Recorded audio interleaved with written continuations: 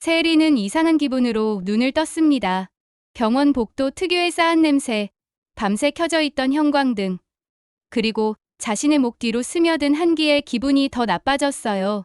세리야, 세리야, 너 왜 여기서 자고 있어? 자기를 흔드는 손이 느껴져서 고개를 드니 루시아가 서 있었는데요. 머리는 대충 묶여있고 화장은 거의 지워져 있었고 눈 밑에는 파란 그늘이 내려앉아 있었습니다. 본격적으로 들어가기 전에 구독, 좋아요, 알림 부탁드릴게요. 저에게 큰 힘이 됩니다. 자, 이제 이어서 시작하겠습니다. 엄마, 또 집에 갔다 왔어요? 세리가 하품을 삼키며 중얼거렸습니다. 아빠는요? 아직도 그 상태예요. 루시아가 잠깐 눈을 피했습니다. 응. 일단은 위중. 의사 말로는 오늘 밤이 고비래. 세리는 벌떡 몸을 일으켰어요. 그 소리 어제도 들었는데요. 그제도 들었고요. 아빠, 일부러 우리 가지고 노는 거 아닐까요? 깨어날까 말까, 재산 줄까 말까, 딸 인정할까 말까. 말끝이 떨렸습니다. 농담처럼 말했지만 농담이 전혀 아니었거든요. 그때 루시아가 주변을 한번 훑어본 뒤 목소리를 낮췄습니다. 세리야, 엄마가 너한테 부탁 한 가지만 해도 돼? 세리는 그 말투가 싫었습니다. 아무 때나 부탁이라고 말하고 나면 꼭 그 뒤에 자기 인생이 조금씩 잘려나가는 느낌이 들었거든요. 또요? 이번엔 뭐예요? 비밀로 해야 하는 부탁이에요. 응, 비밀로 해줘야 돼. 루시아는 얇은 서류 봉투를 꺼내서 세리 손에 쥐어줬습니다. 봉투 위에는 이상한 도장이 찍혀 있었습니다. 민간그룹 긴급 의결권 위임 동의서. 이게 뭐예요? 아버지 지분 일부를 내 이름으로 잠깐 옮기는 거야. 경채가 이사회 잡아놓은 거 알지? 오늘 밤에 병원에서 원격 이사회 열어서 회장 직무대행이랑 지분 구조를 한 번에 바꾸려고 하거든. 세리는 눈을 크게 떴습니다. 그래서요? 왜 제 이름이에요? 엄마 이름 말고 엄마 이름으로 하면 경채가 가만 안 있을 거야. 근데 넌 겉으론 아무 힘 없는 손녀잖아. 아무도 내 이름으로 움직일 거라고는 상상 못해. 오늘 밤 이 서류 하나만 있으면 경채 계획은 완전히 박살나. 루시아는 세리를 똑바로 바라봤습니다. 세리야, 엄마가 처음으로 부탁할게. 오늘만 회장님 딸이라고 믿고 사인해줘. 진짜 핏줄인지 아닌지는 나중에 따져도 되잖아. 그 말에 세리 심장이 이상하게 철렁 내려앉았습니다. 나중에 따져도 된다고요? 응. 오늘은 그냥 우리 쪽 사람이냐 아니냐만 정하면 돼. 그날 새벽, 세리는 알게 됐습니다. 아버지가 죽을 수도 있다는 사실보다 더 무서운 건 아버지가 죽기로 한 날짜를 이용해서 살아있는 사람들이 서로를 죽이려 드는 순간이라는 걸요. 그리고 그 날짜가 적혀있는 종이는 지금 자기 손바닥 안에 있다는 걸요. 아침 7시가 되자 병실 문 앞에 사람들이 모여들기 시작했습니다. 장례식장보다 조용한 얼굴들. 그런데 눈은 장례식장보다 훨씬 더 번뜩이고 있었어요. 큰따님 오셨습니다. 경호원이 말하자 복도 끝에서 또각또각 소리가 들려왔습니다. 민경채는 어제와 똑같은 완벽한 정장을 입고 있었는데요. 눈빛은 어제보다 한층 더 차가워져 있었습니다. 어제도 위중, 오늘도 위중, 그럼 내일도 위중이겠네요. 민경채가 비웃듯 말했습니다. 사람이 죽을 거면 확실하게 죽던가, 살 거면 확실하게 살아야지. 이게 뭐예요? 가족 전체를 인질로 잡고 버티는 것도 아니고. 세리가 참지 못하고 나섰습니다. 아버지가 인질 잡은 적 없어요. 인질 잡은 건 언니잖아요. 민경채는 그 말을 듣고도 눈 하나 깜빡하지 않았습니다. 언니? 요즘 누가 날 그렇게 불러? 내가 나한테 언니라고 부르던 시절은 오래전에 끝났잖아. 세리야. 말투는 가벼웠지만 그 안에 서늘함이 섞여 있었어요. 그때 병실 문이 열리고 담당 의사인 김 박사가 나왔습니다. 계속해서 소식을 전해주던 사람, 동시에 누가 진짜 법적 보호자인지 확인해 주던 사람이기도 했죠. 오늘 상태가 조금 변했습니다. 김 박사가 말하자 모두 숨을 죽였습니다. 좋은 쪽이에요? 나쁜 쪽이에요? 민경채가 먼저 물었습니다. 애매합니다. 의사가 고개를 저었습니다. 심장은 혼자 잘 뛰고 있고 뇌파도 완전히 평평하진 않습니다. 다만 자극을 줬을 때 반응이 아주 미세하게밖에 나오질 않아서 법적으로 식물인간 판정을 논의해야 하는 시점이 올 수도 있겠다는 말입니다. 법적으로요? 루시아가 낮게 되물었습니다. 네, 회장님께서 예전에 미리 작성해 놓으신 문서가 있습니다. 연명 치료를 어디까지 할 것인지에 대한 사전 연명 의료 의향서요. 거기에 이런 표현이 있더군요. 내 의식이 회복 불가능한 상태라면 가족들이 아닌 민간그룹 이사회가 연명 중단에 동의할 수 있다. 순간 공간 전체가 얼어붙었습니다. 뭐라고요? 김선재가 뒤늦게 복도에 도착하면서 물었는데요. 어제까지는 그냥 직무대행 변호사였던 사람. 오늘부터는 모두의 표적이 될 운명이 걸려있는 사람이었죠. 김 박사가 설명을 덧붙였습니다. 회장님은 가족들이 감정적으로 흔들릴 수 있다고 하시면서 회사 이사들의 서명을 함께 받으셨습니다. 그 문서를 근거로 오늘 열릴 비상이사회에서 연명치료 방식도 함께 논의할 예정이고요. 민경채가 천천히 웃었습니다. 그러니까 아버지 숨 끊을지 말지 결국 회사 회의에서 정하겠다는 거네요. 그 말은 곧 이런 의미였습니다. 연명치료 중단 안건에 누가 찬성하느냐에 따라 민간그룹의 후계 싸움에서 누가 어떤 얼굴을 하게 될지가 갈린다는 뜻이었죠. 그 순간 세리는 문득 자신이 쥔 봉투를 더 꽉 움켜쥐었습니다. 오늘 밤 이사회에서 진짜 칼자루는 내 이름에서 나올 거야. 루시아의 말이 다시 떠올랐습니다. 그런데 그 모든 걸 지켜보던 김선재가 갑자기 전혀 다른 말을 꺼냈습니다. 연명 여부보다 먼저 확인해야 할 게 있습니다. 회장님이 정말 저 문서를 자발적으로 쓰신 게 맞는지부터요. 그는 가방에서 작은 녹음기를 꺼냈습니다. 이건 회장님이 혼수 상태에 빠지기 사흘 전에 저한테랑 둘이서 따로 남긴 비공식 유언 인터뷰입니다. 원래는 제 의뢰인 비밀이라 꺼낼 생각 없었는데요. 김선재는 주변을 쭉 훑어보고 말했습니다. 오늘만 예외로 할게요. 왜냐면 여기 있는 사람들 중 누가 아버지의 목숨까지 회사 도장처럼 찍고 싶어 하는지 이 녹음을 들으면 조금은 구별이 되거든요. 녹음기가 켜지는 순간 복도 끝까지 낮고 쉰 목소리가 흘렀습니다. 분명 민두식의 목소리였는데요.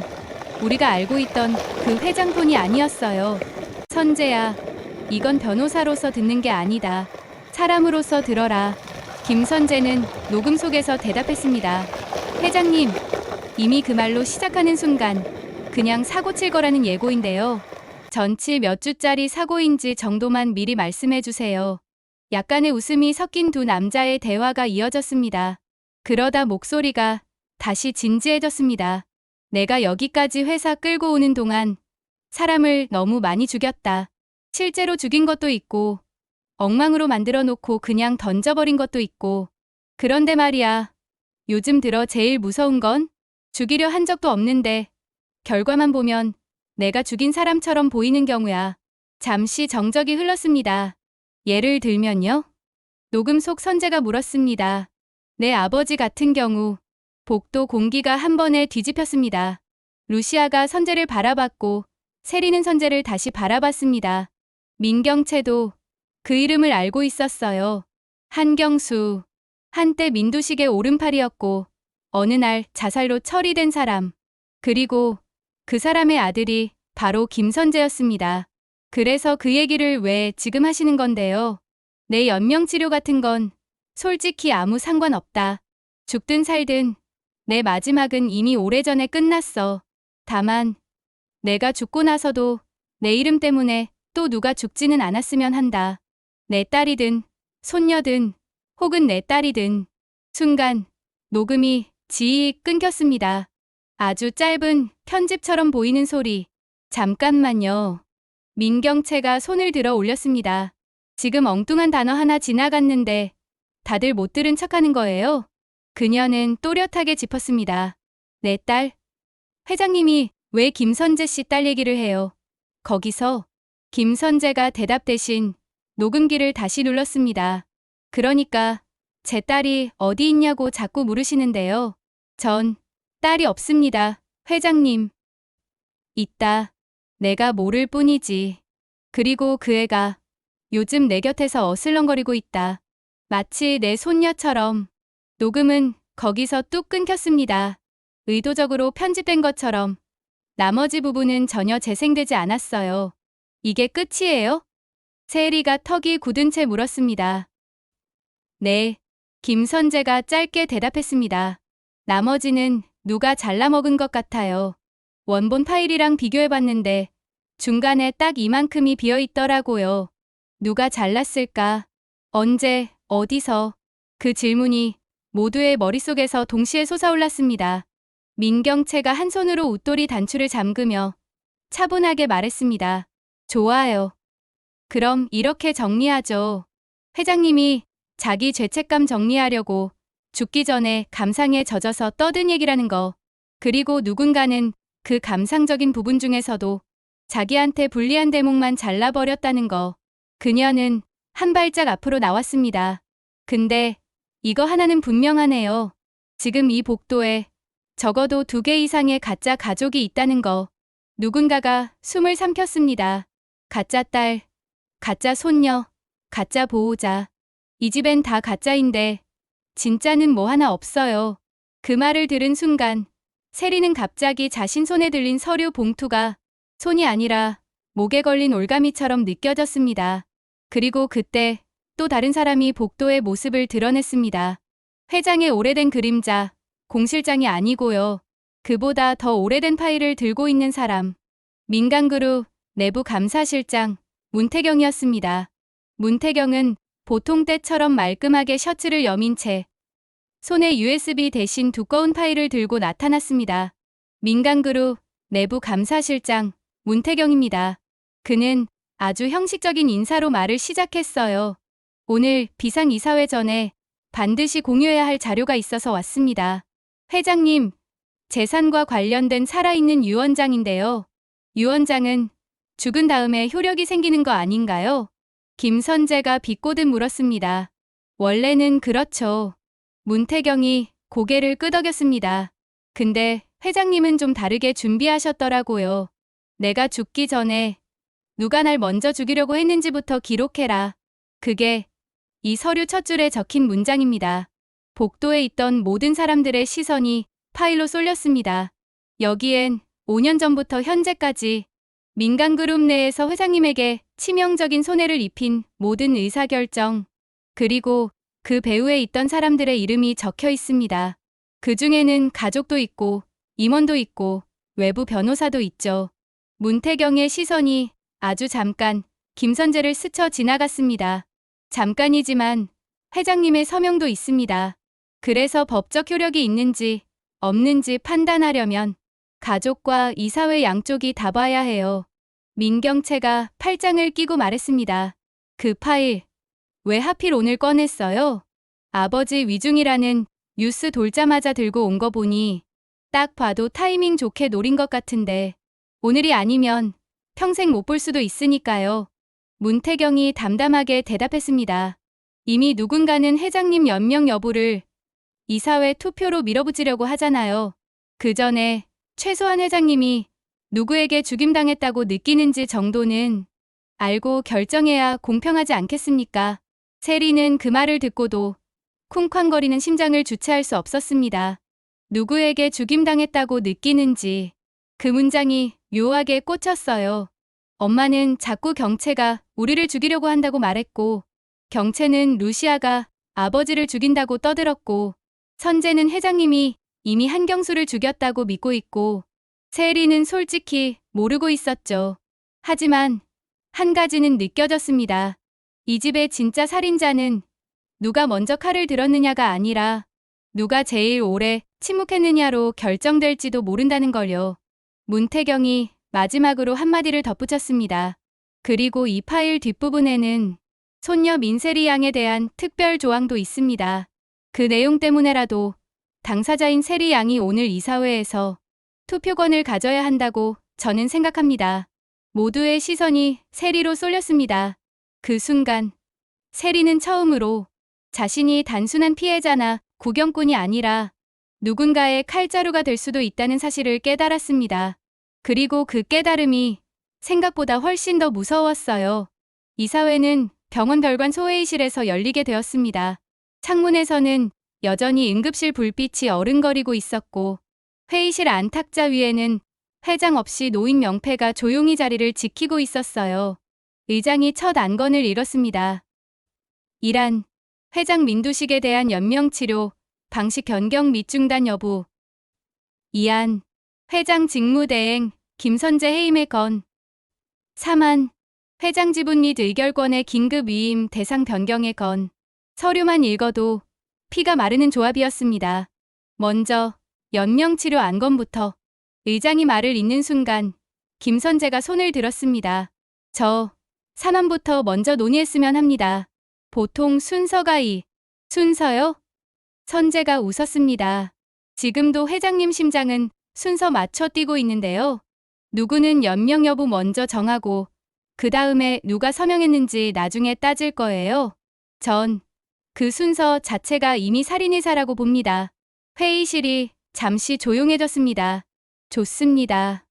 의장이 결국 물러섰습니다. 3안부터 상정하겠습니다. 회장 지분 및 의결권을 현 보호자 정루시아 사모님에게 전부 위임하는 안건입니다. 그 말이 나오자마자 민경채가 손을 들었습니다.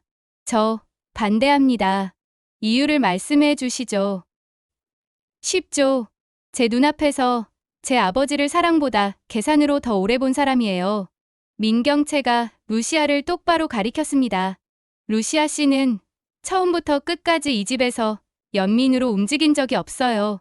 처음 이 집 들어올 때도 자기 빚 때문에 들어왔고 한경수 죽은 뒤에도 이 집을 떠나지 않고 찰싹 붙어 있었고 아버지가 혼수 상태에 빠진 뒤에도 제일 먼저 챙긴 게 회장님의 손이 아니라 도장이었죠. 루시아는 고개를 떨구었다가 조용히 고개를 들었습니다. 맞아요. 나 계산 많이 했어요. 당신 말대로 처음엔 살려고 들어온 집이었어요. 근데 살려고 들어와서 죽어버린 사람도 있잖아요. 루시아가 선재를 쳐다보았다가 시선을 피했습니다. 한경수, 그 사람. 나랑 선재 사이에서 둘 중 하나는 집안에 남아야 된다고 회장님이 말했을 때 내가 침묵한 거 알아요? 그 침묵 때문에 그 사람은 끝까지 회장님 옆에 남았고 결국 여기서 죽은 사람 목까지 떠안고 가게 됐어요. 회의실 공기가 묵직해졌습니다. 그래서 이제 와서 제가 제 인생을 다시 정의할 수 있다면 한 번쯤은 계산 대신 후회로 움직여보고 싶었어요. 세리가 이 집에서 완전히 잘려나가기 전에 한 번쯤은 이 아이 편에 서보고 싶어요. 민경채가 피식 웃었습니다. 그래서요? 회장 지분을 다 받아서 세리한테 물려주겠다. 그러면 제가 악마가 되고 세리가 천사가 되고 김선재 씨는 둘 사이에서 고귀하게 찢어져 주고 그게 루시아 씨 머릿속 해피엔딩인가 보죠? 그때 의장이 말했습니다. 사모님, 지분 위임을 실제로 수락하실 겁니까? 루시아가 답하려는데 세리가 먼저 나섰습니다. 잠깐만요. 세리는 서류 봉투를 탁자 위에 올려놓았습니다. 원래 오늘 이 서류에 사인할 예정이었어요. 회장님 지분 일부를 제 이름으로 돌리는 서류요. 그래서 경채 이모 이사회 계획을 맡겠다고 엄마가 아니 루시아 씨가 제안한 거고요. 처음으로 세리가 루시아를 이름으로 불렀습니다. 근데요, 생각해보니까 좀 웃기더라고요.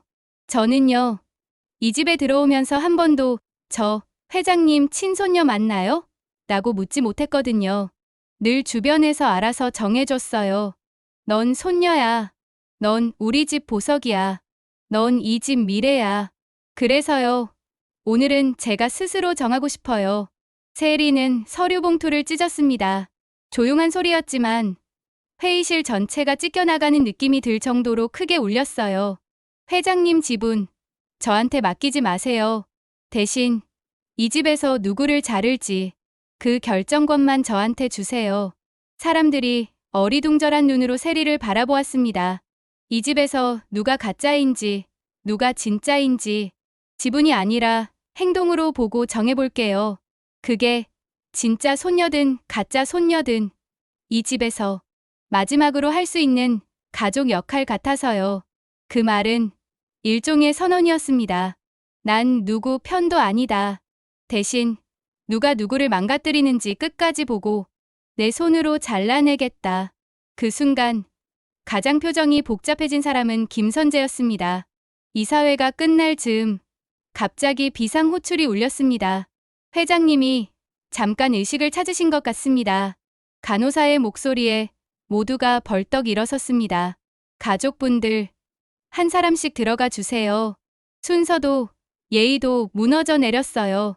민경채가 먼저 뛰려고 하자 루시아가 막아섰고 세리가 끼어들자 선재가 어깨를 잡아 세웠습니다. 잠깐만, 들어가기 전에 한 가지만 정하고 들어가죠. 김선재가 숨을 가다듬으며 말했습니다. 뭘 정해요? 지금이 무슨 회의 시간이야? 민경채가 소리쳤습니다. 누구 얼굴을 마지막으로 보여줄 건지. 선재가 단호하게 말했습니다. 회장님이 진짜로 보고 싶어하는 사람을 들여보내야지. 이제 와서 유언 좀 뒤집어 보자고 붙들고 늘어질 사람을 들여보낼 순 없잖아요. 그걸 내가 어떻게 알아? 민경채가 쏘아붙였습니다. 알죠. 선재가 웃었습니다. 어제까지만 해도 회장님 법률 대리인이었거든요.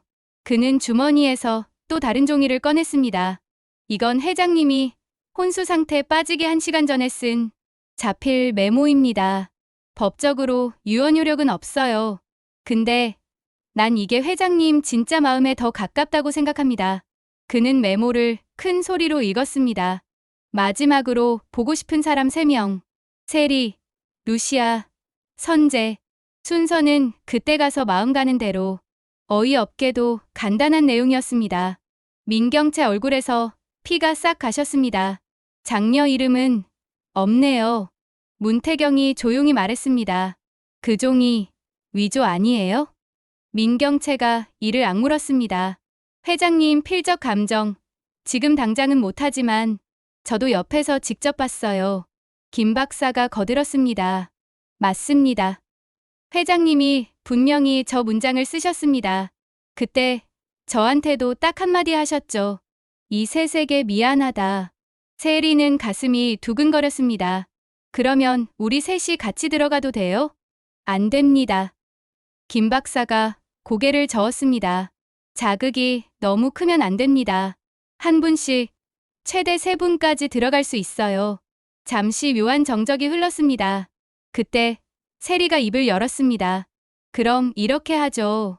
첫 번째는 김선재 변호사님, 두 번째는 엄마, 세 번째는 상황 보고 제가 결정할게요. 민경채가 눈을 치켜 떴습니다. 지금 장난 아니요. 세리가 단호하게 잘랐습니다. 지금 제 이름으로 이사회에서 의결권 일부 행사된 거 다들 알고 있죠? 연명치료 방식은 보류됐고 지분 위임도 일단 유보됐어요. 그러니까 회장님 앞에 누굴 드릴지도 오늘만큼은 제 몫이라고 생각할래요. 그 말에 아무도 쉽게 반박하지 못했습니다. 선재는 잠시 세리를 바라보다가 조용히 고개를 끄덕였습니다. 좋아. 내가 허락해줬으니까 나 들어가 볼게. 병실 문이 열리고 김선재가 들어갔습니다. 문이 닫히는 순간까지 세리는 그의 등을 바라보고 있었습니다. 저 사람, 아빠를 용서할까? 아니면 마지막까지 미워할까? 병실 안에서 무슨 말이 오갔는지는 아무도 못 들었습니다. 다만 한참 뒤에 나온 김선재 얼굴을 보고 어느 정도는 짐작할 수 있었어요. 그의 눈은 붉게 충혈되어 있었지만 이상하게도 평온해 보였습니다. 어떻게 됐어요? 루시아가 물었습니다. 살고 싶어 하세요. 선재가 답했습니다. 누가요? 회장님이요. 민경채가 웃음을 터뜨렸습니다. 평생 남 인생 가지고 놀던 사람이 자기 목숨 앞에서는 또 질척거리네. 아니요. 선재가 고개를 저었습니다. 당신들을 살리고 싶어 하시더라고요. 그게 더 기가 막혀서 나도 웃음이 나오더라. 그 말은 아무에게도 위로가 되지 않았습니다. 결국 그날 밤 연명치료는 유지되기로 했습니다. 이사회는 결론을 내리지 못했고 회장님의 사전 의향서는 해석을 둘러싸고 법적 싸움으로 넘어가게 됐고 모든 건 보류와 유보와 추후 결정이라는 말 속으로 들어갔습니다. 그 대신 단 하나만 확실해졌습니다. 세리가 더 이상 이 집안에서 아무것도 모르는 아이가 아니라는 것. 그리고 그녀가 직접 칼날을 쥐었다는 것. 며칠 뒤 민간그룹 본사 대강당에서 임시 주주총회가 열렸습니다. 뉴스엔 회장 위중 속 민간 후계 구도 안개 속이라는 자막이 떠 있었고 기자들은 진짜 손녀. 잠시 침묵. 김선재가 어이없다는 듯 웃었습니다. 그럼 그 말은 회장님이 자기 죄가 들쑤셔지는 걸 들으니까 살아날 의지가 생겼다는 거네. 문태경이 종이를 내밀었습니다. 게다가 회장님이 첫마디로 뭐라고 했는지 아세요? 세리가 종이를 읽어 내려갔습니다. 진실위원회. 좋네. 그 대신 내가 제일 먼저 조사 대상이다. 그 문장을 읽는 순간 세리는 이해할 수 없는 웃음이 나왔습니다. 역시 우리 아빠답네요. 민두식은 다시 살아나고 있었습니다. 그런데 이번엔 자기 살겠다고 발버둥 치는 방식이 아니라 자기가 만든 지옥을 끝까지 지켜보겠다는 사람처럼 눈을 뜨고 있었습니다. 그리고 그 눈앞에서 세리와 김선재와 문태경, 그리고 아직 이름이 올라가지 않은 몇 사람들의 운명이 조금씩 아주 느리게 하지만 확실하게 뒤틀리기 시작하고 있었는데요. 그중 누가 진짜 가족으로 남고 누가 완전히 잘려나갈 사람이 될지는 이제 막 시작된 진실위원회의 손에 달려 있었고요. 어쩌면 제일 잔인한 건 그 진실위원회 위원장 자리에 민셀이라는 이름이 또렷하게 박혀있다는 사실이었는지도 몰랐습니다. 왜냐하면 진실을 밝히는 사람은 늘 누군가를 살리기도 하지만 누군가를 또다시 죽이기도 하거든요. 그리고 세리는 이제 그 두 가지를 다 해야 하는 사람이 되어 있었으니까요. 가장 먼저 무너진 사람은 의외로 민경채였는데요. 주주총회 다음 날 아침, 민경채는 자기 사무실 책상 위에 놓인 신문들을 한 장씩 넘겨보고 있었습니다. 손녀, 후계자 거부, 민간그룹, 내부 진실위원회 출범, 가짜 가족 전쟁, 누가 진짜 피를 가졌나. 제목 하나하나가 민경채 신경을 긁고 있었어요. 마지막 신문 메뉴에는 이런 문장이 굵게 박혀 있었죠. 장녀 민경채, 회장 위원장에서 제외됐나? 위원장? 아직 죽지도 않았는데 벌써 제외 타령이야? 민경채가 신문을 구겨서 쓰레기통에 내던지며 중얼거렸습니다. 억울하다기보다는 뭔가 더러운 손길에 계속 등에 후튀는 느낌이었어요.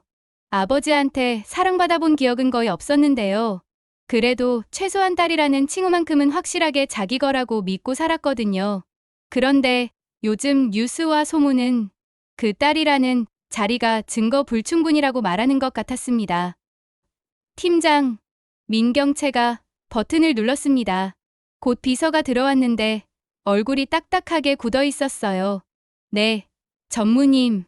진실위원회. 그거 구성명단 나왔지? 가져와 봐.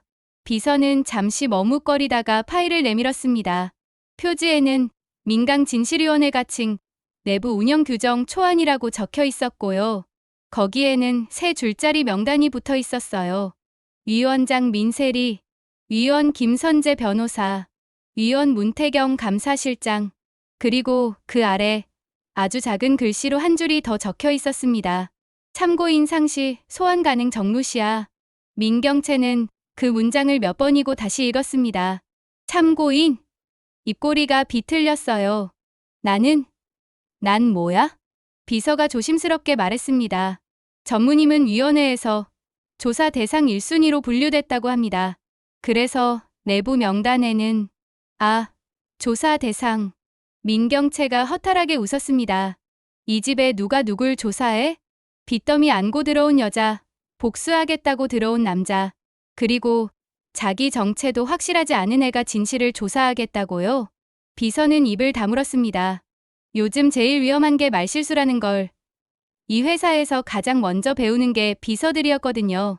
잠시 침묵이 흘렀다가 민경채가 조용히 물었습니다. 세리는 오늘 회사에 왔어? 네. 회장님 방 비워진 옛 응접실을 임시위원회 사무실로 쓰기로 해서 아침부터 김선재 변호사님이랑 같이 들어가셨습니다. 민경채는 순간적으로 자리에서 벌떡 일어날 뻔하다가 겨우 몸을 눌러 앉았습니다. 그래, 잘들 노네. 그럼 나도 놀아줘야지. 그리고 마음속으로 아주 조용히 중얼거렸어요. 딸 자리 뺏기면 뭐 어때? 어차피 난 이 집에서 딸로 산 적도 별로 없었는데 대신 이 회사에 괴물 자리만큼은 아무한테도 안 뺏길 거야. 진실위원회 사무실로 쓰이게 된 옛 응접실은 예전부터 민두식이 가장 아꼈던 공간이었는데요. 세리는 문을 열고 들어가면서 묘한 기분이 들었습니다. 어릴 때 몇 번 따라 들어와 본 적 있었는데 항상 밖에서만 기다려야 했거든요. 여긴 어른들 얘기하는 곳이야. 넌 나중에. 그 말이 마치 주문처럼 머릿속에 남아 있었어요. 그런데 오늘은 그 어른들이 죄다 병원이나 다른 곳으로 흩어지고 자신이 이 방 열쇠를 처음으로 손에 쥐게 된 날이었죠. 여기가 이제 진실위원회 사무실입니다. 문태경이 책상을 정리하면서 말했습니다. 김선재는 구석에 있는 서가를 훑어보고 있었는데요. 예전 회의록, 계약서 사본, 각종 보고서들이 먼지 쌓인 상태로 꽂혀 있었습니다. 참, 회장님도 웃기네요. 선재가 책 한 권을 빼다가 웃었습니다. 평소엔 서류 정리 좀 하라고 사람 피 말리더니 정작 중요한 건 이렇게 다 자기 방구석에 처박아 두셨네. 문태경이 어깨를 으쓱했어요. 그래도 감사실 PC보단 깨끗합니다. 거긴 진짜 쓰레기장이라서요. 누가 일부러 흔적 남기지 않게 하려고 뒤섞어 놓은 게 티가 나거든요. 세리가 조용히 둘을 번갈아 봤습니다. 근데요, 진짜 시작하기 전에 우리 셋이 먼저 정해야 할 게 있는 것 같아요.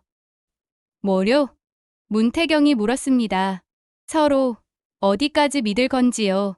그 말에 공기가 살짝 묵직해졌습니다. 김선재가 가장 먼저 웃음을 지웠어요. 좋은 질문이네. 세리는 숨을 고르고 솔직하게 말했습니다. 저는요, 솔직히 아직 두 분 다 완전히 믿진 못하겠어요. 선재 아저씨는 아빠를 미워했고 문태경 실장님은 이 집을 오래 지켜보면서도 침묵했던 사람이죠. 문태경 눈이 살짝 흔들렸습니다. 맞는 말입니다. 세리는 계속 말을 이었습니다. 근데 둘 다 이 집에서 거짓말을 제일 많이 본 사람이기도 하잖아요. 그래서 아예 모르는 사람들보단 적어도 서로의 거짓말 냄새는 알아볼 수 있을 것 같아요. 그 말에 김선재가 피식 웃었습니다. 좋은 비유네. 거짓말 냄새. 세리가 의자에 앉으며 조심스럽게 제안했습니다. 그럼 처음 한 달 동안은 이렇게 하면 어때요? 위원회 안에서는 서로에게 거짓말 안 하는 거. 대신 다 말하겠다는 약속까진 안 해도 돼요. 말하기 싫은 건 지금은 말 못한다고 솔직히만 말해주세요. 거짓말만 하지 말고요. 문태경이 생각에 잠겨 있다가 고개를 끄덕였습니다. 좋습니다. 감사실장으로서 합리적인 약속인 것 같네요. 김선재도 잠깐 망설이다가 손을 내밀었습니다. 좋아. 그럼 우리 서로한테 최소한 같은 편은 아니더라도 같은 방향으로 걷는 사람 정도는 되어보자. 세리는 둘의 손을 차례로 잡았습니다. 그렇게 아주 이상한 동맹이 하나 만들어졌습니다. 복수하려는 전 직무대행, 몸값을 계산하다가 죄책감에 발목 잡힌 여자의 딸, 그리고 오랫동안 침묵을 직업으로 삼아온 감사실장. 이 셋이 모여서 진실을 밝히겠다고 나선 건 어쩌면 처음부터 불가능한 일 같기도 했는데요. 이상하게도 그 조합이 민강이라는 집의 가장 깊은 어둠을 건드리기엔 제일 적합한 칼날처럼 보였어요.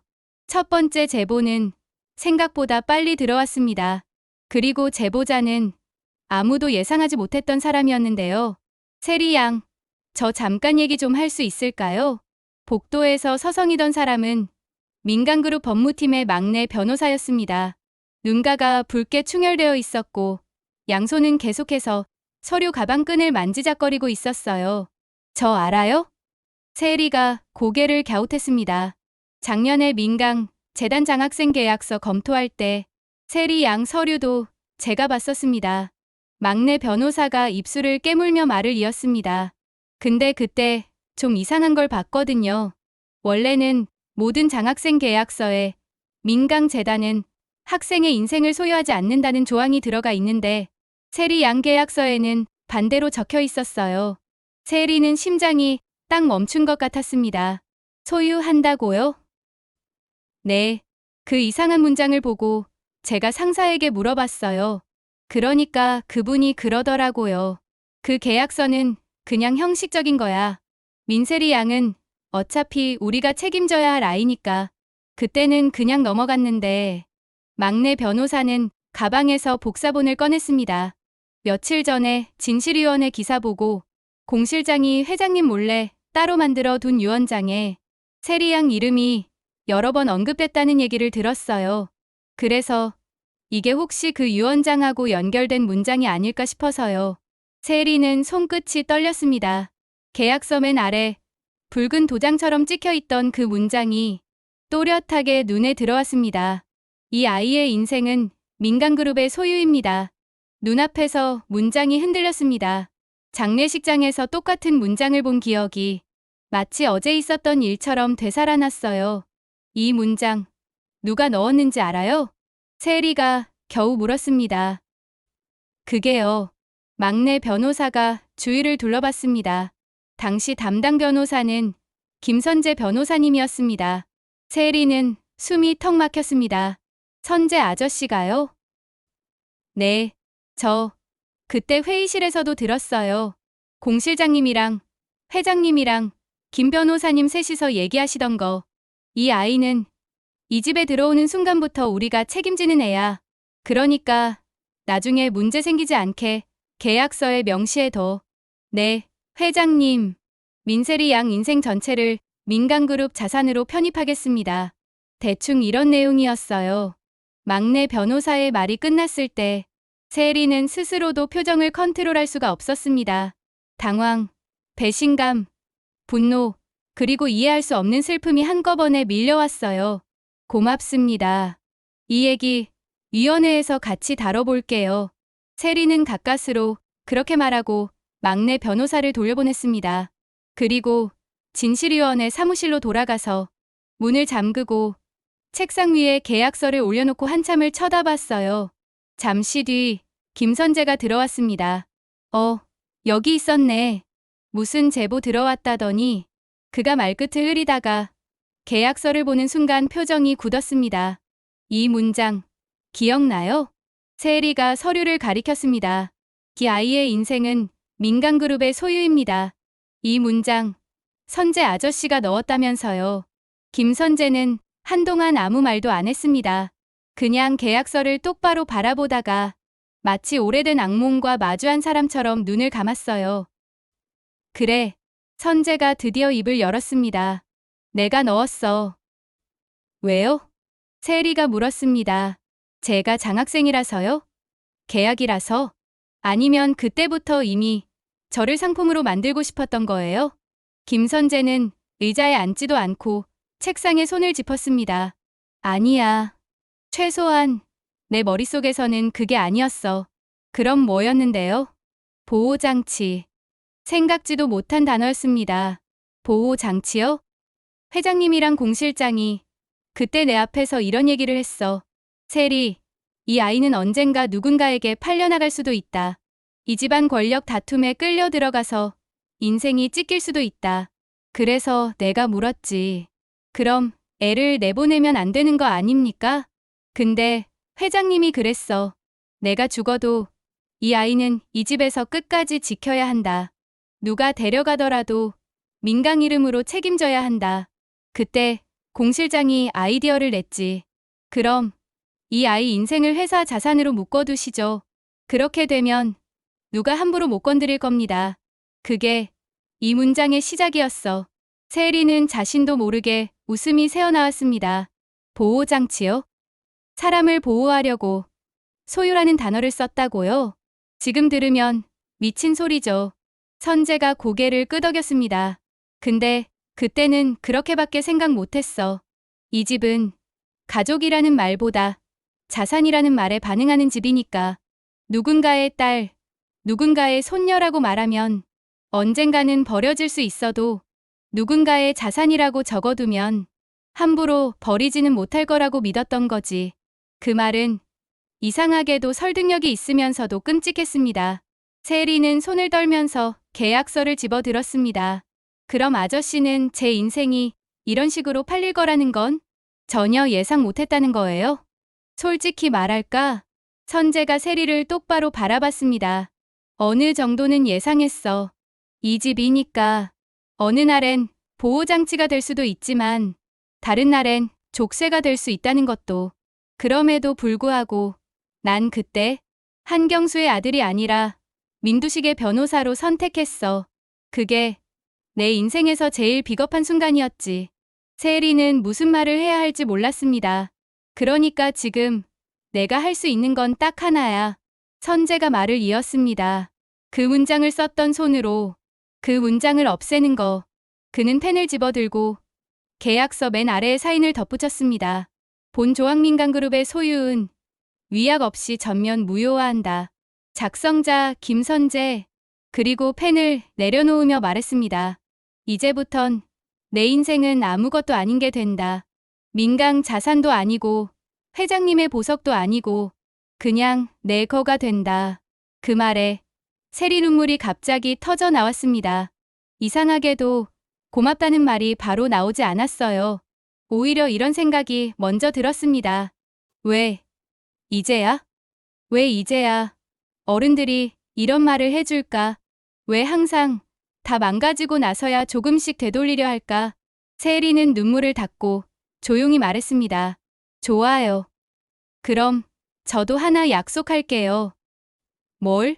진실위원회가 끝날 때까지 선재 아저씨를 완전히 미워하지는 않겠다고요. 대신 완전히 믿지도 않을 거예요.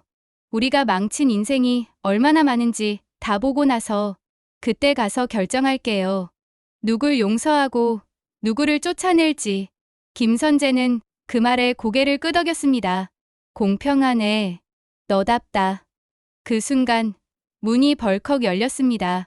문태경이 숨을 헐떡이며 들어왔어요. 큰일 났습니다. 왜요? 세리와 선재가 동시에 물었습니다. 병원에서 연락 왔어요. 회장님 상태가 급격하게 좋아졌답니다. 좋아졌다고요? 세리가 눈을 동그랗게 떴습니다. 네. 근데 그게 문제입니다. 문태경이 말을 이었습니다. 의사가 그러는데 누가 회장님 앞에서 진실위원회 얘기를 꺼냈는지 모르겠지만 그 얘기를 듣고 나서 갑자기 혈압이 안정되고 뇌파가 살아나기 시작했대요. 잠시 침묵. 김선재가 어이없다는 듯 웃었습니다. 그럼 그 말은 회장님이 자기 죄가 들쑤셔지는 걸 들으니까 살아날 의지가 생겼다는 거네. 문태경이 종이를 내밀었습니다. 게다가 회장님이 첫마디로 뭐라고 했는지 아세요? 세리가 종이를 읽어 내려갔습니다. 진실위원회. 좋네. 그 대신 내가 제일 먼저 조사 대상이다. 그 문장을 읽는 순간 세리는 이해할 수 없는 웃음이 나왔습니다. 역시 우리 아빠답네요. 민두식은 다시 살아나고 있었습니다. 그런데 이번엔 자기 살겠다고 발버둥 치는 방식이 아니라 자기가 만든 지옥을 끝까지 지켜보겠다는 사람처럼 눈을 뜨고 있었습니다. 그리고 그 눈앞에서 세리와 김선재와 문태경, 그리고 아직 이름이 올라가지 않은 몇 사람들의 운명이 조금씩 아주 느리게 하지만 확실하게 뒤틀리기 시작하고 있었는데요. 그중 누가 진짜 가족으로 남고 누가 완전히 잘려나갈 사람이 될지는 이제 막 시작된 진실위원회의 손에 달려 있었고요. 어쩌면 제일 잔인한 건 그 진실위원회 위원장 자리에 민셀이라는 이름이 또렷하게 박혀있다는 사실이었는지도 몰랐습니다.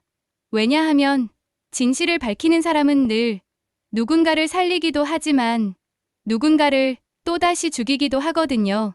그리고 세리는 이제 그 두 가지를 다 해야 하는 사람이 되어 있었으니까요.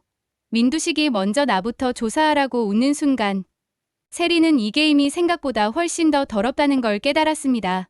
살아난 것도 모자라서 자기 스스로 조사 대상 1호가 되겠다는 회장. 평생 숨겨온 걸 끝까지 숨기다가 죽는 게 아니라 이제는 직접 입으로 폭탄을 터뜨리겠다는 얼굴이었거든요. 샵샵샵 1점. 회장병실에서 시작된 진실위원회 1호 조사. 위원장 양, 들어오시죠. 담당 의사 김 박사가 장난 섞인 말투로 세리를 불렀습니다. 위원장 양이라니요. 세리가 난처하게 웃었습니다. 아직 그 호칭이 낯설었어요. 위원장은커녕 아직 내 인생도 제대로 심판 못하는 사람 같은데 오늘은 공식 조사라면서요. 김 박사가 덧붙였습니다. 회장님이 깨어 계실 때 초기 기억을 최대한 확보해야 합니다. 환자 상태도 중요한데 솔직히 여기선 그보다 진술이 더 중요한 것 같아서요. 세리는 숨을 고르며 병실 문 손잡이를 잡았습니다. 뒤에서 김선재와 문태경이 조용히 지켜보고 있었어요. 우리 둘은? 문태경이 물었습니다. 처음 10분은 세리 양 혼자 들어갔다 나오고 그 다음에 두 분이 들어가서 공식 질의하시면 될 것 같습니다. 김 박사가 말했다. 회장님이 직접 그렇게 요청하셨어요. 제일 먼저 세리 눈 보고 말부터 하겠다고요. 그 말에 세리 가슴이 다시 요동쳤습니다. 마지막으로 보고 싶은 사람 세리, 루시아, 선재. 그 메모가 다시 떠올랐어요. 문을 열고 들어가자 민두식은 산소줄을 낀 채 한쪽 눈만 떠서 그녀를 바라보고 있었습니다. 기계음이 일정한 박자로 뛰고 있었고 허연 손등에는 주사 바늘이 꽂혀 있었지만 눈빛만큼은 거의 예전 회장실 그대로였습니다. 왔냐? 평소보다 많이 쉰 목소리였는데 말투는 그대로였어요. 네, 회장님. 세리는 침대 옆 의자에 앉았습니다. 아니, 할아버지라고 불러야 하나요? 민두식 입가가 미세하게 올라갔습니다. 맘대로 해라. 어차피 호출 버튼은 내가 쥐고 있다. 말이 농담 같은데 농담이 아니었습니다.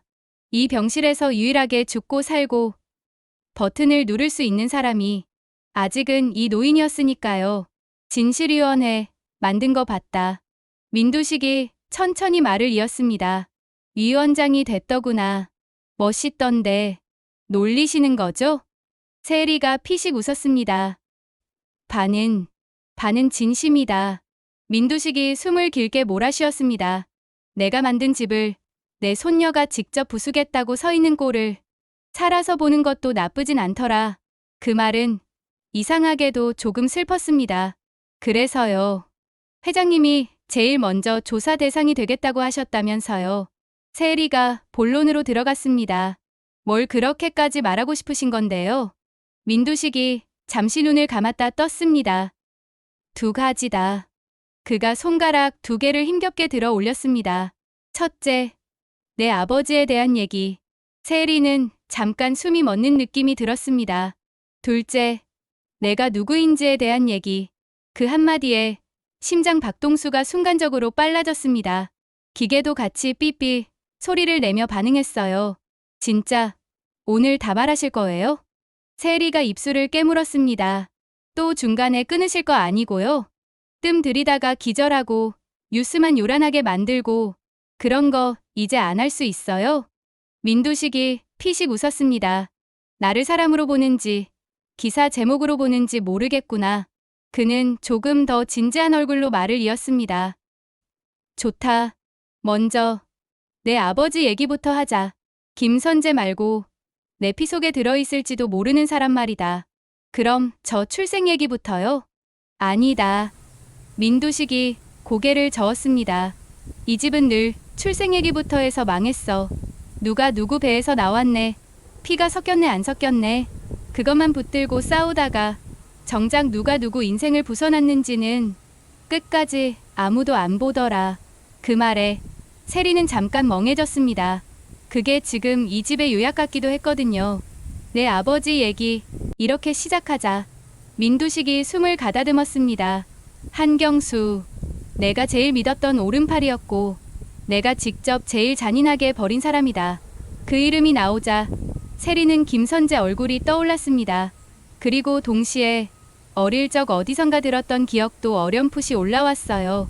선재 아저씨 아빠가 옛날에 우리 집에서 일하다 죽었다더라. 근데 말이다. 민두식이 말했다.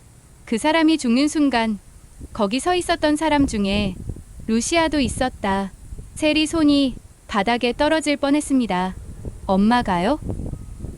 그래. 오늘 위원회에서 제일 먼저 조사해야 할 사건. 난 그거라고 본다. 민두식이 억지로 몸을 조금 돌렸습니다. 눈빛이 유난히 또렷해졌어요. 한경수 사망 사건. 그리고 그날을 보고도 말하지 않은 사람들. 그 안에 내 엄마도 들어가 있다. 그 말을 들은 순간 세리는 계속 숨이 막혔습니다. 자기가 감당해야 할 진실이 생각보다 훨씬 더 무거운 모양이었어요. 출생의 비밀이 문제가 아니라 생사의 비밀이 먼저 튀어나온 셈이었으니까요. 잠깐만요.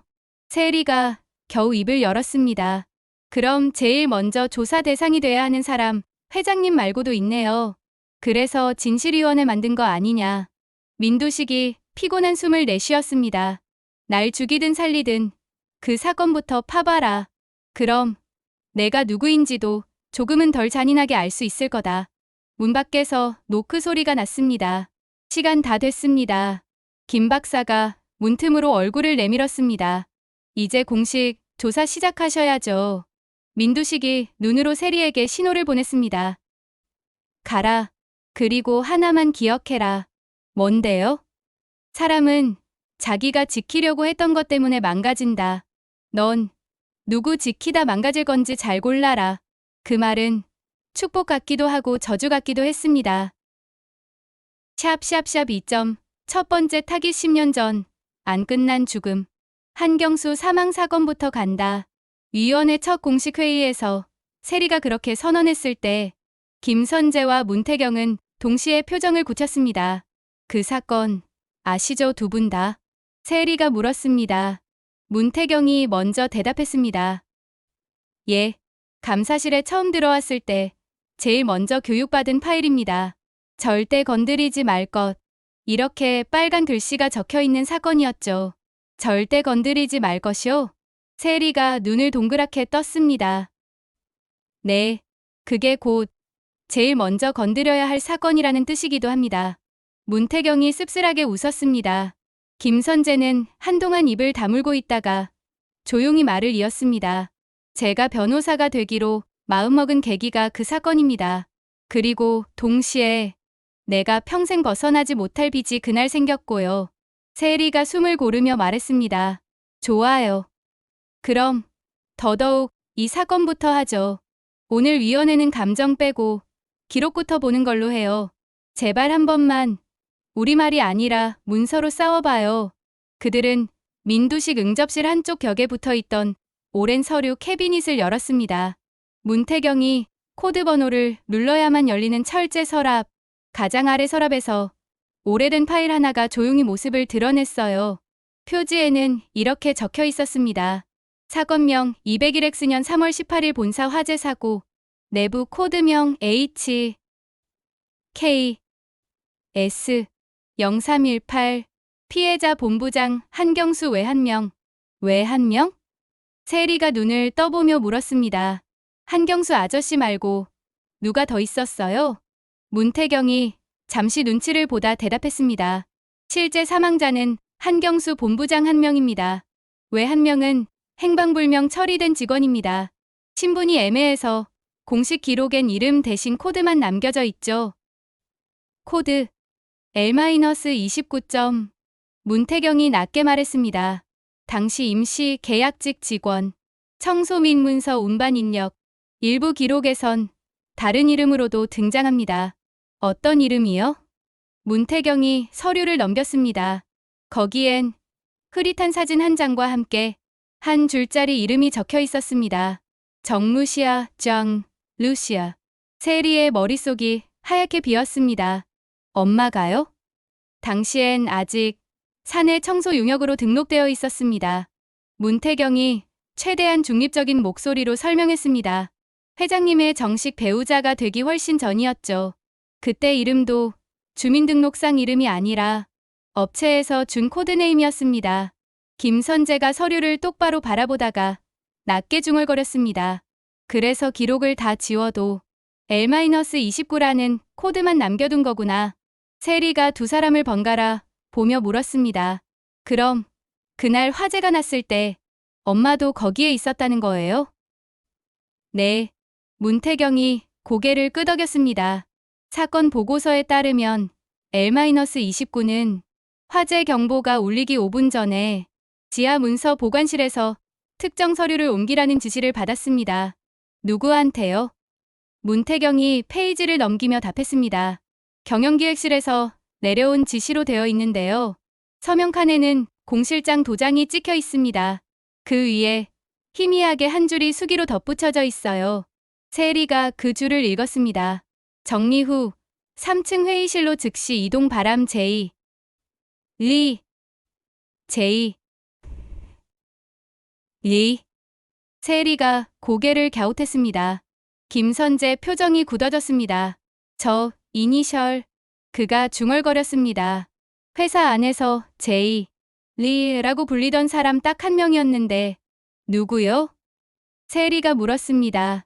지금은 외부 자문으로 빠져있는 사람. 민간그룹 초기 투자 유치 주도했던 인물. 그리고 지금 민경채가 물밑으로 만나는 인물이기도 하죠.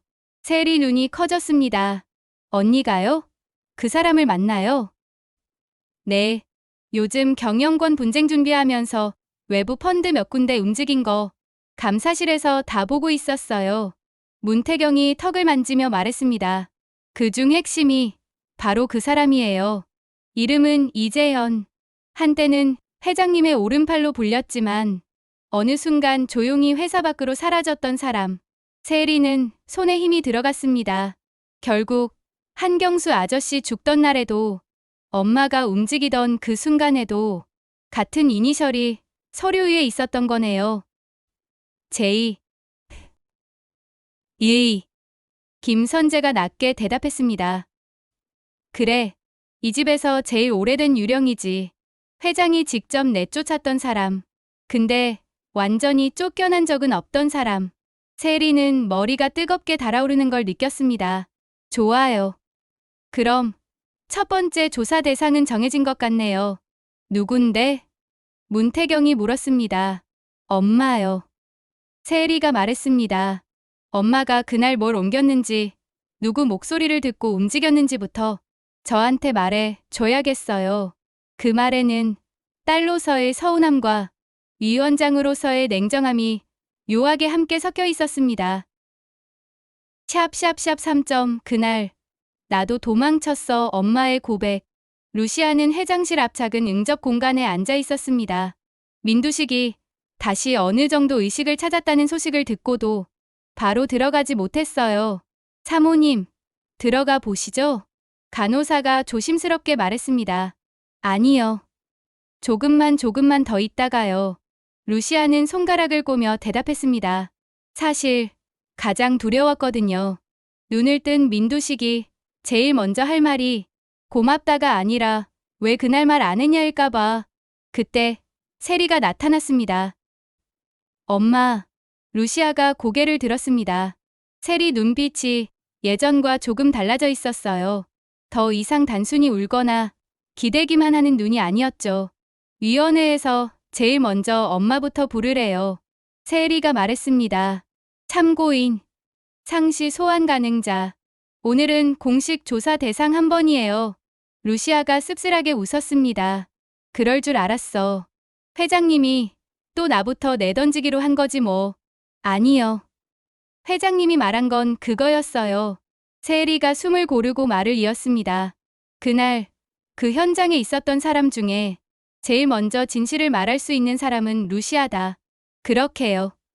루시아의 눈빛이 잠깐 흔들렸습니다. 한경수 얘기부터 했구나. 엄마, 그날 거기 있었어요?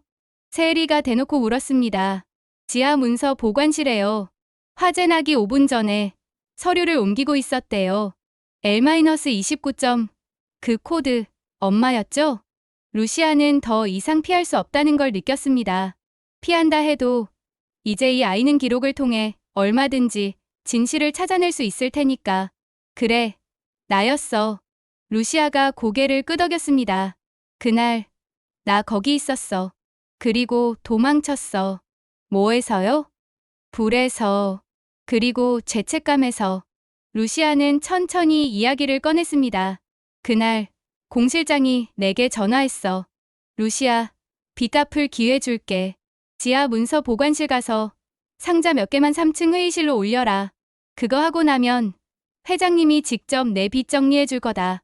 그 말 듣고 난 아무 생각도 안 했어. 살아야 했거든. 빚 쫓기다. 마지막으로 붙잡은 줄 같았어. 세리는 엄마 얼굴에서 몇 년 동안 보지 못했던 표정을 봤습니다. 완전히 망가진 자의 표정. 지하에 내려갔을 때 이미 약간 이상하긴 했어. 문서 보관실인데 너무 조용했거든.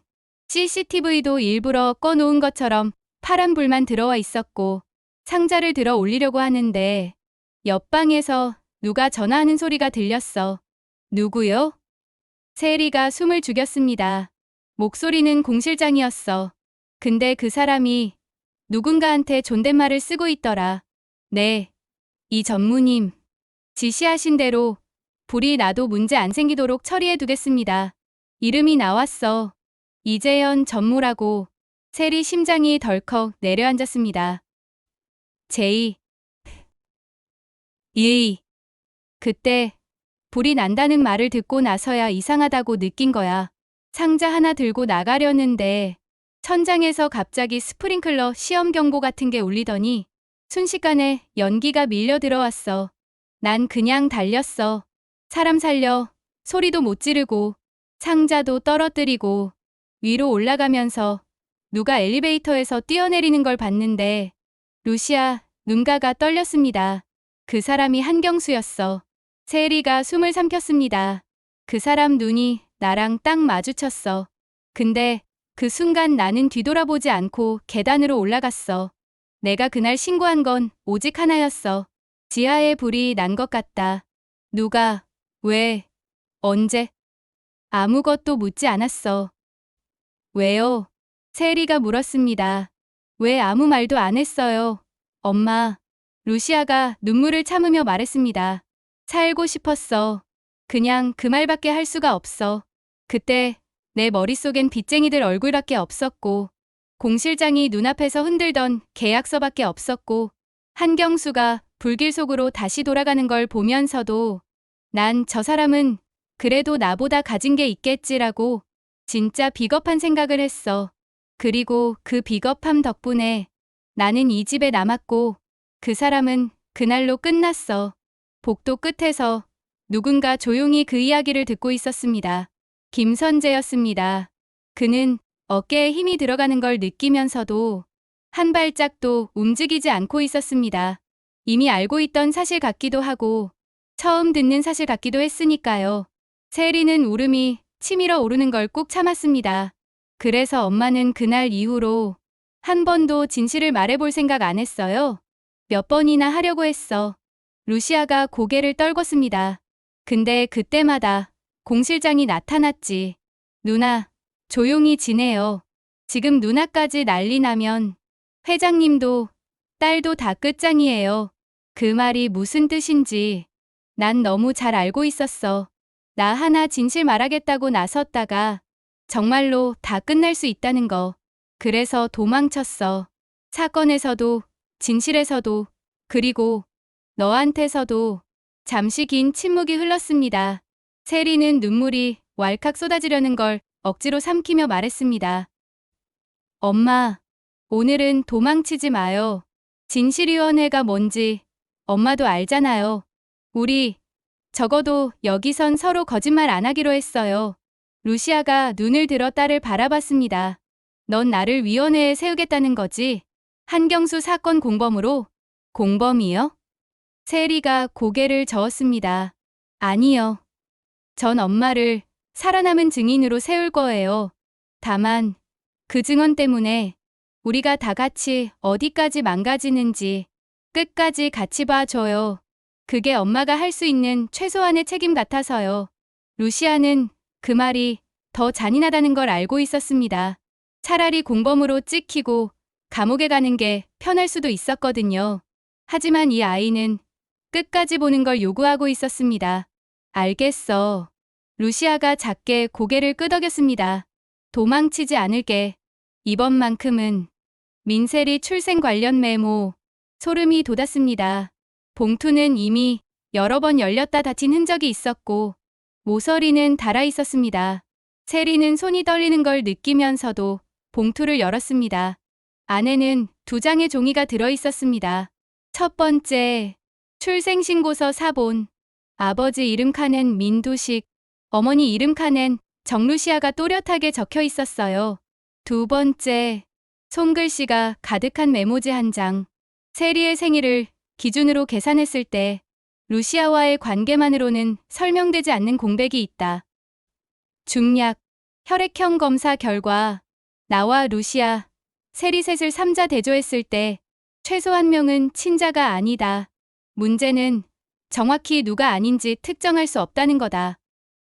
중략, 가능성 1점, 세리 우리가 모르는 제3자의 아이. 가능성 2점, 루시아 누군가의 대리인. 가능성 3점, 나 이 집에 가장 오래된 가짜. 이 셋 중 누구를 살릴지 결국 내가 정해야 하는 걸까? D. 세리는 종이를 떨어뜨릴 뻔했습니다. 뭐야? 이게. 눈앞이 어지러웠습니다. 지금까지 자신이 두려워했던 건 진짜 딸이 아니면 어쩌지? 였는데 메모 속 질문은 전혀 다른 곳을 향하고 있었습니다. 혹시 진짜 가짜는 딸이 아니라 아버지일지도 모른다는 질문. 그 순간 회장실 문이 조용히 열렸습니다. 들어와도 돼. 익숙한 목소리였습니다. 김선재였죠. 세리는 봉투를 꼭 쥐고 돌아봤습니다. 선재 아저씨, 여기 회장님 서랍이요. 뭐 찾았어? 세리는 잠깐 망설이다가 메모지를 내밀었습니다. 회장님이 쓴 거예요. 제 출생에 대한 3가지 가능성. 선재가 종이를 읽어 내려갈수록 표정이 점점 굳어졌습니다. 이 사람, 진짜. 그가 낮게 욕을 삼켰습니다. 결국 마지막까지도 자기가 제일 불쌍한 사람인 척하려고 이런 메모를 남겨놓은 거야. 세리는 멍하니 물었습니다. 아저씨는 어떻게 생각해요? 뭘? 이 셋 중에 진짜 가짜는 누구일 것 같아요? 저요? 엄마요? 아니면 회장님이요? 김선재는 잠시 메모지를 내려다보더니 조용히 접어서 봉투에 다시 넣었습니다. 지금은 모르겠어. 모른다는 말 너무 많이 쓰는 거 아니에요? 세리가 씁쓸하게 웃었습니다. 진실을 모른다고 하는 건 거짓말하는 것보다 덜 비겁하니까. 선재가 대답했습니다. 대신 하나는 확실해. 이 셋 중에서 가장 먼저 심판받아야 할 사람은 누군지. 누군데요? 그 메모를 쓴 사람. 선재가 단호하게 말했습니다. 결국 모든 판을 짠 사람은 회장님이니까. 딸이 가짜든 부인이 가짜든 자기가 가짜든 그 상황을 만들어 놓고 아무 말 안 한 죄는 전부 그 사람 몫이야. 세리는 고개를 끄덕였습니다. 심장이 조금 진정되는 느낌이 들었어요. 그래서 진실위원회가 필요한 거예요. 세리가 말했습니다. 개인적으로 누구를 사랑하고 누구를 미워하느냐가 아니라 누가 어떤 판을 짰는지 먼저 보는 거죠. 그때 휴대폰이 동시에 울렸습니다. 세리와 선재 둘 다. 발신인 문태경. 둘 다 어디에 있어요? 병원에서 긴급 호출 들어왔어요. 회장님, 다시 상태 변함. 그런데 이번엔 입을 다물어서가 아니라 입을 너무 많이 놀려서 문제래요. 문자는 그렇게 끝나 있었습니다. 세리는 봉투를 다시 금고에 넣고 문을 닫았습니다. 가요. 그녀가 말했습니다. 이제 직접 그 사람 입에서 얼마나 더 많은 거짓말이 쏟아질 수 있는지 확인하러 가야죠. 그리고 마음속으로 아주 조용히 덧붙였습니다. 그 다음에 누구를 먼저 잘라낼지 정하자. 병원에 도착했을 때 복도 공기는 이미 난리가 나 있었어요. 또 위중이래요? 세리가 엘리베이터에서 거의 뛰어나오면서 물었습니다. 문태경이 숨을 고르며 고개를 저었어요. 이번엔 그게 아니라니까요. 위중이라기보다 교수님 말로는 흥분과다래요. 흥분과다요? 김선재가 어이없다는 듯 웃었습니다. 저 연세에 흥분과다가 올 정도로 뭘 했는데요. 입을 너무 많이 놀렸대요. 문태경이 한숨을 내쉬었습니다. 간호사 말로는 가족 없을 때 의료진 붙들고 자기 과거 자백하고 있었다고. 세리는 잠깐 멈춰섰습니다. 진실위원회 시작도 안 했는데 회장님이 먼저 자백하겠다고 나섰다는 거예요? 예. 심지어 우리 위원회보다 먼저 자기 나름의 증인 명단도 불렀답니다. 문태경이 옆으로 비켜서며 경실을 가리켰습니다. 지금 안에 예상 못한 사람이 먼저 들어가 있어요. 세리는 심장이 철렁 내려앉았습니다. 누가 있는데요? 민경채 전무요. 병실 문을 열자 제일 먼저 들린 목소리는 민두식도 의료진도 아닌 민경채 목소리였습니다. 아버지, 진짜 그렇게까지 말하고 싶으셨어요? 죽지도 못하고 누워 계시다가 이제 와서 갑자기 참회록 쓰는 심정으로 침대 옆에 서 있는 민경채는 평소 이사회에서 보이던 전무 얼굴이 아니라 훨씬 더 거칠어진 딸 얼굴을 하고 있었어요. 침대 위 민두식은 산소줄을 낀 채 입술만 바짝 말라 있었는데 눈빛만큼은 이상하게 반짝거리고 있었습니다. 경채야. 쉰 목소리가 나직하게 울렸어요. 내가 먼저 와줘서 다행이다. 먼저 안 올 걸 그랬어요. 민경채가 쓴웃음을 지었습니다. 여기 와서 뭐 하게요. 사실 넌 내 친딸이 아니고 그래서 유원장에서 뺐다. 이 얘기 들으려고요. 민두식은 잠시 눈을 감았다가 떴습니다. 넌 내가 친딸 아니라는 말. 처음 들었을 때부터 표정이 똑같구나. 처음 들었을 때가 언제인데요. 민경채가 바로 받아쳤습니다. 저한텐요. 요즘이 처음인데요. 혈액형이 안 맞네. 출생신고가 이상하네. 다들 뒤에서만 수군거리다가 기사까지 나와서야 알았어요. 진짜 딸이면 뭐해요. 아버지가 한 번도 딸 대접 안 해줬는데 그 말은 생각보다 더 깊게 박혀 있었습니다. 세리는 문가에서 그 장면을 잠깐 지켜보다가 조용히 안으로 들어갔어요. 회장님, 위원장 왔습니다. 민두식이 그쪽을 바라봤습니다. 그래, 위원장 양. 입가가 아주 미세하게 올라갔습니다. 와서 구경해라. 이 집에서 제일 불쌍한 두 사람이 싸우는 꼴을. 민경채가 흘기세리를 돌아봤습니다. 불쌍한 두 사람? 그녀가 코웃음을 쳤어요. 저 아이는요. 이제부터 사람들 앞에서 심판자 얼굴로 살 거예요. 진짜 불쌍한 건 심판받아야 할 줄도 모르고 마지막까지 말장난하는 어른들이죠. 세리는 두 사람 사이에서 잠시 숨을 고르다가 병실 한가운데에 섰습니다. 회장님, 그녀가 또렷하게 말했어요. 이제부터는 위원회 공식 질의입니다. 가족으로서가 아니라 민강진실위원회 위원장으로 묻겠습니다. 김선재와 문태경이 그 뒤로 들어왔고 의사가 모니터를 확인하면서 작게 고개를 끄덕였습니다. 질문은 15분 이내로 부탁드립니다. 혈압 변동이 크면 중간에 끊을 수밖에 없어요. 네. 세리가 고개를 끄덕였습니다. 민두식은 의사의 말을 무시하듯 스스로 자세를 조금 고쳐 앉으려고 했습니다. 팔에 힘이 잘 들어가진 않았지만 눈빛만큼은 사람을 여전히 위에서 내려다보는 방식이었어요. 질문해라. 그가 말했습니다. 대신 조건 하나 있다. 벌써부터 조건이요? 김선재가 비꼬듯 말했습니다. 내가 답하는 동안 어느 누구도 눈물 흘리거나 그땐 사정이 있었다 같은 말로 날 용서하려 들지 마라. 난 불쌍한 늙은이 행세하러 이 침대에 누워있는 거 아니다. 그 말에 잠깐 다들 멈칫했습니다. 세리가 먼저 입을 열었습니다. 좋아요. 저도 아직 누구도 쉽게 용서할 마음은 없습니다. 그녀는 준비해 온 메모를 펼쳤습니다. 첫 번째 질문입니다. 201X년 3월 18일 화재 사고, 한경수 본부장 사망 사건. 회장님은 그날의 화재가 단순 사고라고 믿고 계셨습니까? 아니면 누군가의 의도된 방화일 가능성을 알고 계셨습니까? 민두식 눈빛이 살짝 흔들렸습니다. 알고 있었다. 그가 대답했습니다. 세리 손이 살짝 떨렸지만 표정을 바꾸지 않으려고 애썼어요. 언제부터요? 사고 나기 한 달 전부터 누구에게서 들으셨습니까? 민두식은 잠시 숨을 골랐다가 한 이름을 꺼냈습니다. 이재현. 김선재 표정이 딱 굳었습니다. 문태경도 예상하긴 했지만 막상 그 이름이 회장 입에서 나오는 걸 들으니 소름이 확 돋는 느낌이었어요. 그 사람은 뭐라고 했습니까? 세리가 물었습니다. 경수는 내가 더 이상 감당할 수 없는 사람이 됐다고 했다.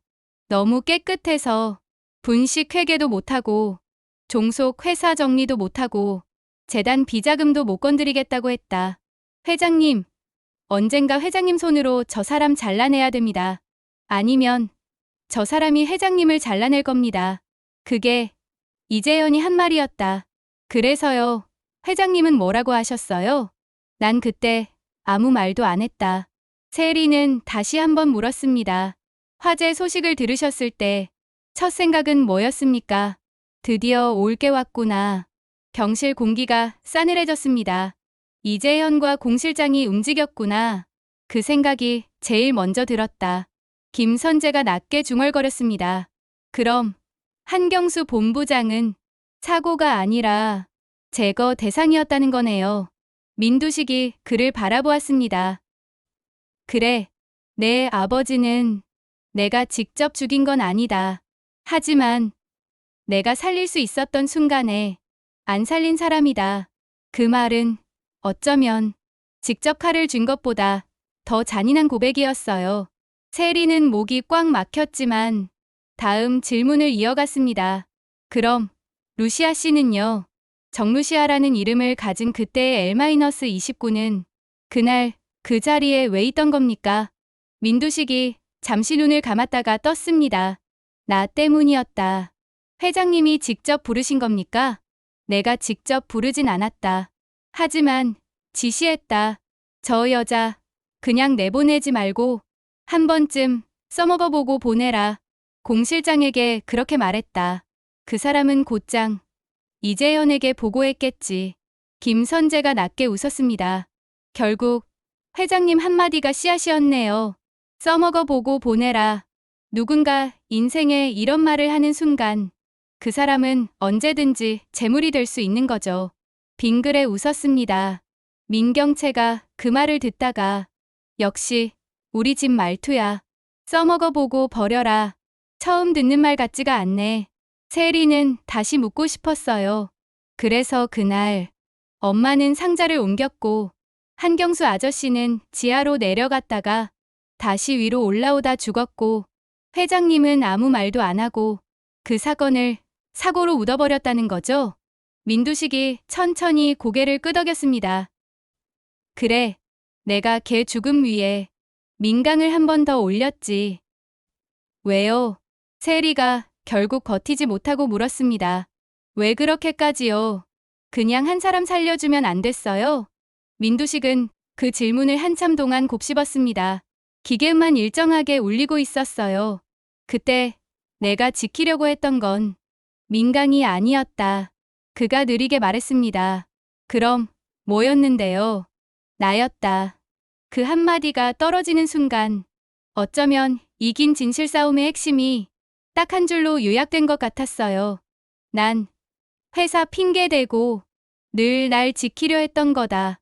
그래서 사람을 죽였고 입을 막았고 너희를 거짓말 위에 올려놨다. 그 말은 회개처럼 들리면서도 또 한편으론 기묘하게도 그러니까 다 내 탓으로 돌려라는 유도처럼 들리기도 했습니다. 김선재가 그 톤을 제일 먼저 눈치챘어요. 회장님, 그가 낮게 말했습니다. 지금 우리한테 죄책감 청구권을 양도하시는 건가요? 뭐, 쉽게 말해서요. 선재가 눈을 가늘게 떴습니다. 다 내 탓이다라고 말해버리면 우린 순간적으로 감동할 수 있죠. 그래도 자기 죄는 아는구나 이러면서. 근데 그 말이요. 결국 이렇게 되는 거예요. 그러니까 내 어머니도 공 실장도 이재현도 너희 인생도 다 내 뒤에 숨겨달라. 저는요. 그런 고백을 참회라고 안 불러요. 자기 미화라고 부르죠. 경실 공기가 다시 한번 팽팽해졌습니다. 민두식이 선재를 바라보았습니다. 예전과 다르게 조금은 사람 잃은 눈으로 내가 너무 자랐구나. 그가 힘겹게 웃었습니다. 옛날엔 내 말 한 줄이면 내가 평생 변호사로서 내 옆에서 빙빙 돌 줄 알았는데 저도 그럴 뻔했죠. 선재가 솔직하게 말했습니다. 근데 그날 이후로 제 인생도 계약서에 묶여버려서요. 이젠 제 손으로 그 계약을 찢어야 저도 세리도 살 수 있을 것 같아서요. 세리는 다시 메모를 내려다봤습니다. 두 번째 질문입니다. 그녀가 숨을 골랐어요. 제 출생에 관한 회장님의 메모. 세리, 루시아, 나. 이 셋 중 최소 하나는 가짜다. 이 문장, 회장님이 직접 쓰신 거 맞죠? 민두식 얼굴이 잠깐 굳었습니다. 봤구나. 네. 회장실 금고에서 방금 세리가 대답했습니다. 이 메모를 쓰실 때 회장님은 정확히 뭘 알고 있었습니까? 검사 결과든 기록이든 어떤 근거로 이런 결론을 내리신 거죠? 민두식이 숨을 헐떡이며 고개를 돌렸습니다. 이 질문은 조금만 미뤄도 되겠냐? 안 돼요. 세리가 잘났습니다. 회장님 상태 나빠지기 전에 제일 먼저 들어야 할 얘기예요. 저한테는요. 잠시 긴 침묵. 의사가 모니터를 보며 살짝 눈살을 찌푸렸습니다. 혈압 올라갑니다. 그가 말했어요. 마지막 질문만 더 받고 오늘은 마지막이 아니야. 민두식이 의사를 끊었습니다. 이 얘긴 오늘 안 하면 평생 못한다. 그는 힘겹게 숨을 들이마시고 거칠게 내쉬며 입을 열었습니다. 그 메모는 검사가 아니라 거래에서 시작됐다. 거래요? 세리가 되물었습니다. 그래, 이재현이 나한테 한 제안. 회장님이 진짜 두려워하는 게 뭡니까? 가난? 부도? 감옥? 아니겠죠. 회장님이 제일 무서워하는 건 자기가 지키려고 한 것들이 다 엉터리였다는 사실 아닙니까? 그 말을 들었을 때 난 처음으로 호기심이 생겼다. 내가 지키려고 한 것들이 엉터리라면 대체 뭐가 진짜냐? 민두식은 손을 떨며 말을 이었습니다. 이재현이 그러더라. 그럼 하나씩 빼보자고요. 루시아를 뺀 세리의 자리, 세리를 뺀 회장님의 자리, 회장님을 뺀 이 집의 자리, 셋 중 어느 하나라도 비어도 괜찮다면 그 자리는 애초에 가짜였던 거니까요. 그래서 난 그 병신 같은 실험을 허락했다. 병실 안이 얼어붙었습니다. 실험이라뇨. 세리가 입술을 떨었습니다. 사람 인생을, 그래, 사람 인생을. 민두식이 스스로를 혐오하는 얼굴로 고개를 끄덕였습니다. 내 인생을, 내 엄마 인생을, 그리고 내 인생을. 우린 셋 다 이 집 안에서 서로의 가짜가 될 준비를 하고 있었다. 정확히 말하면 내가 그렇게 만들었다. 세리는 더 이상 말을 잇지 못했습니다. 목이 꽉 막힌 느낌이었어요. 그때 김선재가 그녀 옆으로 다가와 메모를 살짝 접어 쥐어줬습니다. 오늘은 여기까지. 그가 대신 말했습니다. 이 이상은 환자 상태도 안 좋고 듣는 사람 상태도 안 좋습니다. 의사가 안도의 숨을 내쉬며 고개를 끄덕였습니다. 저도 그게 좋겠습니다. 혈압이 너무 불안정해요. 오늘 조사 여기서 마치죠. 세리는 침대 옆에서 일어나려다가 마지막으로 한마디만 던졌습니다. 회장님. 민두식이 그녀를 바라봤어요. 오늘 말씀하신 것들 제가 용서할지 말지는 나중에 정할게요. 대신 하나만 기억해 주세요. 뭔데? 이제부턴요. 회장님이 죄책감으로 감싸고 숨겨왔던 사람들까지 다 같이 조사할 거예요. 그러니까 다 내 탓이다 같은 말로 아무도 대신 감싸지 마세요. 그런 말이 이 집에선 제일 이기적인 말인 것 같아서요. 그 말은 민두식에게도 자기 자신에게도 하는 말이었어요. 세리가 병실 문 밖으로 나오는 순간 복도 공기가 한층 무겁게 내려앉았습니다. 복도 끝에서 누군가 그 모습을 지켜보고 있다가 조용히 뒤로 물러났습니다. 전화기가 귀에 붙어 있었어요. 들었지? 이재현의 목소리가 낮게 흘렀습니다. 이제 회장은 자기 죄를 인정하는 늙은 악당이 됐고 세리는 그 죄를 공식화하는 심판자가 됐어. 수화기 너머에서 민경채가 답했습니다. 그럼 우리는 뭐가 되는데요? 우린요? 이재현이 웃었습니다. 우리는 그 심판이 끝났을 때 자네를 나눠 가지는 사람들이 되면 되죠. 그 전에 진실위원회가 어느 쪽까지 파고 들어갈 수 있는지만 잘 지켜보면 됩니다. 근데 한 가지 변수 있죠. 민경채가 조용히 말했습니다. 세리, 생각보다 쉽게 무너지지 않을 것 같아요. 그래서 더 재밌는 거죠. 이재현이 여유롭게 대답했습니다. 무너지지 않는 심판자를 어디까지 흔들 수 있는지 보는 게임. 우리가 해야 할 건 단 하나예요. 진실보다 타이밍을 더 빨리 잡는 것. 그 말은 앞으로 벌어질 싸움의 방향을 아주 정확하게 요약해 버렸습니다. 진실위원회는 사건의 전말을 밝히는 싸움이기도 했지만 한편으로는 누가 먼저 진실을 이용하느냐를 두고 벌이는 또 다른 전쟁이기도 했으니까요. 그리고 그 전쟁 한가운데 민셀이라는 이름이 서 있었고요. 그 아이가 결국 누구를 먼저 잘라낼지, 누구를 끝까지 끌어안을지, 이제부터가 정말 태양을 삼킨 여자의 두 번째 막이 시작되는 순간이었습니다. 여기까지 들어주셔서 감사드리고 저에게 커다란 힘이 되는 구독, 좋아요 부탁드릴게요.